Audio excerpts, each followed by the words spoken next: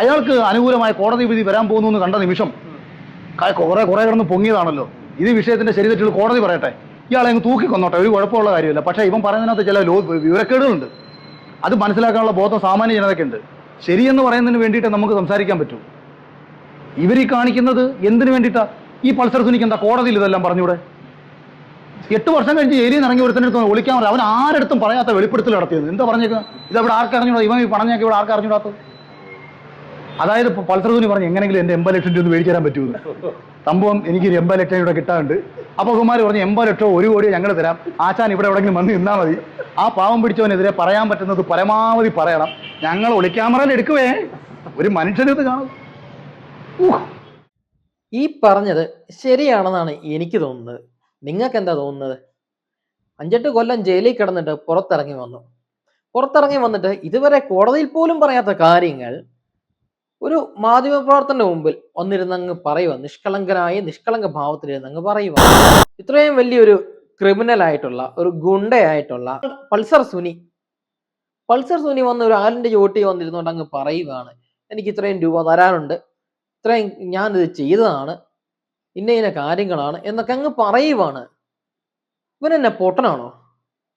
ഈ വന്നിരിക്കുന്നത് ചാനലുകാരാണ്, ഇവൻ രഹസ്യമായിട്ട് ഇത് വീഡിയോ എടുക്കാൻ എന്നൊന്നും ഇവൻ അറിയാൻ പറ്റില്ല. ഇവൻ മണ്ടനാണല്ലോ, ഇവന് ബുദ്ധി ഇല്ലാത്തവനാണ്. ഇവൻ മറ്റേ നിഷ്കു ആണല്ലോ ഇവൻ.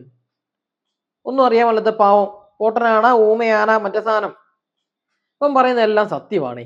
റിപ്പോർട്ടർകാർ പിന്നെ അടിപൊളിയാണ്, അവർ വളരെ സത്യസന്ധരാണ്, ട്രീ കട്ടർ ആണല്ലോ, അതായത് മരം വെട്ടി കൊടുത്ത നല്ല ടീംസാ. അപ്പൊ അതുകൊണ്ട് അവർ പറയുന്നത് നമുക്ക് 100% അക്സെപ്റ്റ് ചെയ്യാം. കാര്യം ഗാന്ധിജി കഴിഞ്ഞ പിന്നെ അടുത്ത് റിപ്പോർട്ടർ ചാനലാണ്, അതുകൊണ്ട് കുഴപ്പമില്ല, വിശ്വസിച്ചേ മതിയാകത്തുള്ളൂ. റോഷിപാലാണ് അടിപൊളി ടീമാ.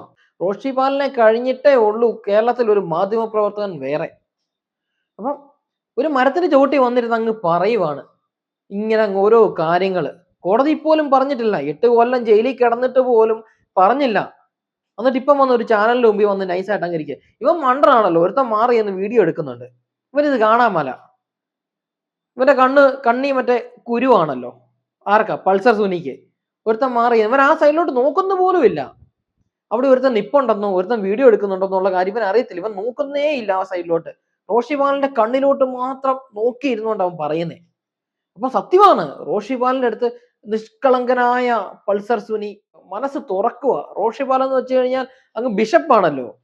റോഷിപാലിന്റെ മുമ്പിൽ വരുന്ന കേരളത്തിലെ അറിയപ്പെടുന്ന ഒരു ഗുണ്ടയായിട്ടുള്ള പൾസർ സുനി വന്ന് മനസ്സ് തുറക്കാൻ റോഷിപാല് ബിഷപ്പാണല്ലോ. ഓരോ ഉടായ്പൊക്കെ ആയിട്ട് വന്നേക്കുക. എന്റെ പൊന്ന അരുൺകുമാറെ, നിങ്ങളുടെ ചാനലിൽ റേറ്റിംഗ് താഴ്ന്ന പോയിട്ടുണ്ട് എങ്കിൽ അത് നിങ്ങളുടെ കയ്യിലിപ്പിന്റെ ഗുണം കൊണ്ടാണ്. അതിന് നിങ്ങൾ ദിലീപിന്റെ നെഞ്ചത്തേക്ക് കയറുക. അതുപോട്ട് അത് തലേദിവസം അങ്ങ് പോസ്റ്റ് ഇടുക, കേരളം ഞെട്ടിത്തരിച്ച് പോകുന്ന ഒരു വലിയ വാർത്ത ഞങ്ങൾ പുറത്തുവിടാൻ പോവുക, മാധ്യമധർമ്മം തേങ്ങാക്കൊല. മാധ്യമധർമ്മമായിരുന്നെങ്കിൽ പിന്നെ ഇവൻ ഇത് അന്നേരം തന്നെ പുറത്തുവിട്ടാൽ പോരെ. എന്തിനാണ് ഇവൻ വെയിറ്റ് ചെയ്യിപ്പിച്ചേ?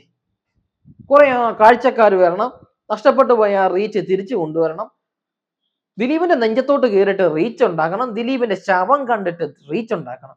എന്റെ പൊന്ന് റോഷിപാല് മുട്ടയരുണേ, ഇതിലും ഭേദം പോയി വേറെ പണി ചെയ്യുന്നതല്ലേ. ഇപ്പൊ നിലവിൽ ചെയ്തുകൊണ്ടിരിക്കുന്ന പണി തന്നെയല്ലേ ഭേദം. നാണമുണ്ടോ? ഇതൊക്കെ വിശ്വസിക്കാൻ പോകുന്നവരുടെ തലമണ്ടക്കിട്ട് അടിക്കേണ്ടത്. സെറ്റ് ചെയ്ത് വെച്ച ഒരു സംഭവം പബ്ലിക്കിലേക്ക് അങ്ങ് വിടുകയാണ്. എന്നിട്ട് അതിന്റെ പുറകെ ഇതാരും മൈൻഡ് ചെയ്യുന്നില്ലെന്ന്, വേറെ ആരും ഇത് മൈൻഡ് ചെയ്യുന്നില്ല, ഇതിന്റെ പുറകെ പോകുന്നുമില്ല, ആർക്കും ഇതിലോട്ട് നേരവുമില്ല. കോടതി പറയാത്ത കാര്യം, 8 കൊല്ലം ജയിലിൽ കിടന്നപ്പോൾ പറയാത്ത കാര്യം ബിഷപ്പായിട്ടുള്ള റോഷിപാലിന്റെ അടുത്ത് അങ്ങ് എഴുന്നള്ളിക്കും, അങ്ങ് മനസ്സ് തുറക്കുവാണ്. വല്ല പണിക്കും പോടേ.